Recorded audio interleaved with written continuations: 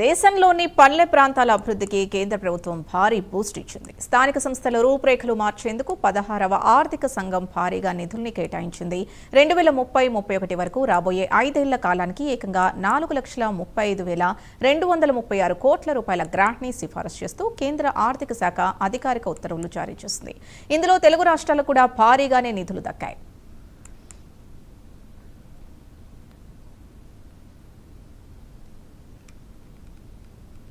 ఆంధ్రప్రదేశ్కు 16,627 కోట్లు, తెలంగాణకు 9,968 కోట్లు కేటాయించారు. ఈ నిధులను గ్రామ పంచాయతీలు, మండల, జిల్లా పరిషత్లలో మౌలిక సదుపాయాల అభివృద్ధికి, ఇతర పనుల కోసం మాత్రమే ఉపయోగించాలని కేంద్రం స్పష్టమైన మార్గదర్శకాల్లో పేర్కొంది.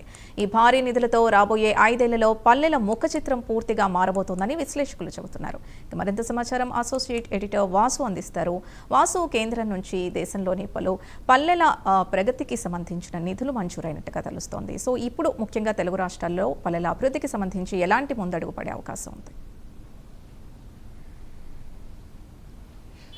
ఈ నిధులు కారణంగా పల్లెలు మరింత అభివృద్ధి చెందే అవకాశం ఉంది. పల్లెలకి మార్గదశ పట్టిందని చెప్పొచ్చు.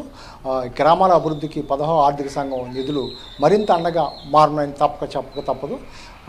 ఈ ఏడాది మార్చితో ముగినటువంటి 15వ ఆర్థిక సంఘం కంటే అదనంగా 16వ ఆర్థిక సంఘానికి మరో 6,000 చిల్లరే మొత్తం అదనంగా నిధులు రావడంతో 16,600 కోట్లు అదనంగా ఏపీకి, 9,000 కోట్లు పైన తెలంగాణకి కూడా నిధులు రావడం జరిగింది. ఈ నిధులతో పల్లెల్లో పల్లె అభివృద్ధి ఏంటంటే పల్లెలు బాగుంటేనే మొత్తం అంతా బాగుంటుందని ఎంతో కాలంగా భారతదేశంలో పల్లెలు అభివృద్ధికి ఎంతోమంది కృషి చేశారు. అందులో భాగంగా ఇప్పుడు ఈ ప్రభుత్వం, కూటమి ప్రభుత్వంలో ఈ నిధులు విడుదల కావడం పట్ల గ్రామాల్లో హర్షం వ్యక్తం అవుతుంది.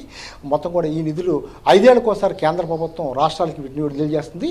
ఈ ఆస్తి పన్ను, పన్నేతర ఆదాయం పంచాయతీ అంతంత మాత్రంగా కావడంతో ఈ అభివృద్ధి అనేది జరగట్లేదు. అందువల్ల ఈ కేంద్ర ప్రభుత్వం ఆదుకునే విధంగా ఆర్థిక సంఘం సిఫార్సు మేరకు ఈ నిధుల్ని మొత్తం కూడా విడుదల చేయడం జరిగింది.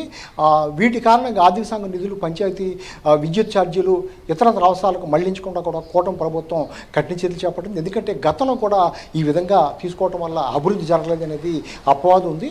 గత 18 నెలల వ్యవధిలో కూడా పంచాయతీలకు దాదాపు 4,000 కోట్లు విడుదల చేసింది. వీటిలో గ్రామాల్లో పలు అభివృద్ధి పనులు చేపట్టారు. వైకాపా ప్రభుత్వ హయాంలో, అంటే గత ప్రభుత్వ హయాంలో కూడా ఆ పంచాయతీలకు ఇచ్చే నిధులను విద్యుత్ ఛార్జీల కింద దాదాపు 3,000 కోట్ల పైగా మళ్లించడంతో ఈ నిధులకు నిబంధనలకు విరుద్ధంగా చేసినటువంటి ఈ చర్యల్ని అప్పుడు ఆ పార్టీ చెందినటువంటి సర్పంచ్లే రోడ్డెక్కి ఆందోళన చేయడం జరిగింది. మొత్తానికి ఈ నిధుల వ్యయంలో దుర్వినియోగానికి ఆస్కారం లేకుండా కూటమి ప్రభుత్వం అయితే కఠినమైన చర్యలు తీసుకుంది. పంచాయతీలో, బ్యాంకుల ఖాతాల్లో ఇప్పటికే 1,000 కోట్ల పైగా కూడా నిధులు ప్రస్తుతం అందుబాటులో ఉండేట్టు కూడా చేయడం జరిగింది. ఈ నిధులు కేవలం అభివృద్ధి మాత్రం, అంటే కరెంటు బిల్లుకి కానీ ఇతరత్ర అవసరాలకు కానీ కాకుండా కేవలం పంచాయతీలో మౌలిక సదుపాయాలు, రోడ్లు అవ్వచ్చు, ఇతర అభివృద్ధి కార్యక్రమాలు అవ్వచ్చు, వీటికి చేసే విధంగా మొత్తం దాదాపు 2030 నుంచి 31 సంవత్సరం వరకు కూడా ఈ నిధులు విడుదల చేయడం జరిగింది. దాదాపు 4,35,000 కోట్ల వరకు కూడా 5 సంవత్సరాలకు కూడా నిధులు సిఫార్సు చేస్తూ కేటాయించడం జరిగింది. ఇది మహర్దశ అని చెప్పొచ్చు. ఎందుకంటే గతంలో కంటే ఎక్కువగా తెలుగు రాష్ట్రాలకు కూడా నిధులు రావడం జరిగింది. ఈ మొత్తం ఈ ఆర్థికంగా ఎంతో బలోపేతమయ్యే అవకాశం ఉంది. నిధుల్లో 70% పంచాయతీలకు కేటాయించున్నారు. అదేవిధంగా ప్రధానంగా ఈ మౌలిక సదుపాయాలు మాత్రమే చేయాలి తప్ప ఇతర సౌకర్యాలు, కరెంటు కానీ ఇతర ఖర్చులు కానీ పెట్టకుండా చేసే విధంగా చర్యలు తీసుకునే పరిస్థితి ఉంది.